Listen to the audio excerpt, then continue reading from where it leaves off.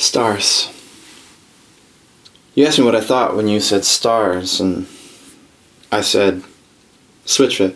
When I look at the stars, I see someone else. When I look at the stars, I feel like myself. And fun. When I see stars, that's all they are. He's like having a crisis of faith, losing his faith. And David Crowder has this sort of worship song. You shouldn't see the stars at night. It's a really beautiful song too.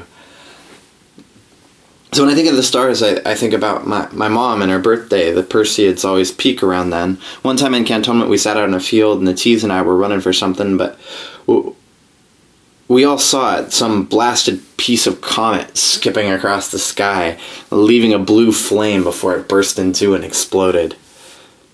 I think about my father and recamps with my brother on Mount Hood, and he was busy fiddling with the packs while my brother and I watched the sky turn day bright with this passing rock. And Dad's shadow fell on our sleeping bags, but he didn't even notice. And we were stupefied about how he could have missed something that bright. I think about my sister and how she got bit by a raccoon because my dad was feeding the raccoons regularly. Even bought a dozen goldfish for the fountain on the back deck, and in the morning all but one scared timid fish was gone. Anyway, she loved those stars, and a raccoon bit her and she had to get rabies shots. Running in Mexico beneath the stars was beautiful too, and I needed it, but stupid dogs. I didn't get a rabies shot, but it's been 6 months now, so I guess I'm not dying.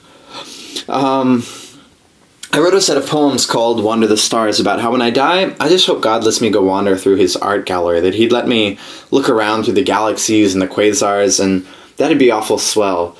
Tell you what, God, if you let me do that, I'll write you some real poetry. My father's not the poetic type. He was a major in the U.S. Marines, but one night I remember I was out back with my bare feet feeling the cracks in the paving stones like I always felt when I talked to Bethany, and he came out and asked him if God would let us, if he'd wander the stars with me, and he said he would, and well, I think of all the things Dad could do for a boy. That was awful swell. Remembering how I wrote those poems makes me miss something. When I used to look up, I used to lose my breath.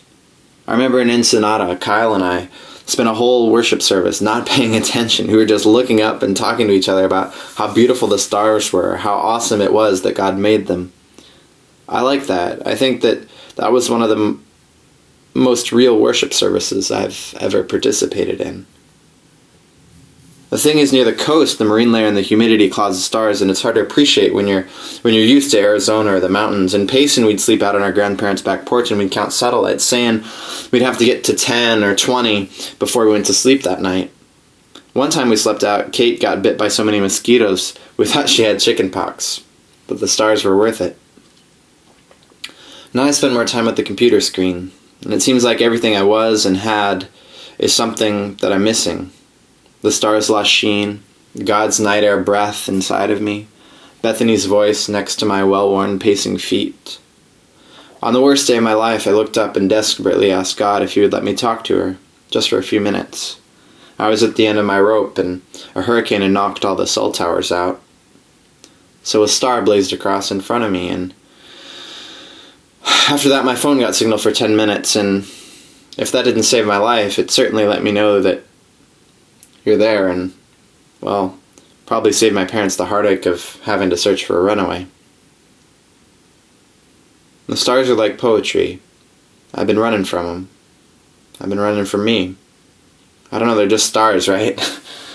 Destiny is scary. Love and heart scare me. Poetry scares me. And the stars might be far away, but they're ablaze. And I thought, although I'd like to swim through them, I feel like they would destroy me completely. Last August, my parents and I went out to the beach at about midnight for the Perseids. I fell asleep pretty quick, but I saw 7 or 8. I was sitting there wishing you could be there with me, that I could feel breath at my cheek. I fell asleep daydreaming. We went to Girolai a fateful evening later the next week, but no stars. and an open car door almost took my head off anyway. I wanted to say thanks. Because tonight, even though I haven't left the building, the stars are burning brightly. And you helped me see, and you helped me sing.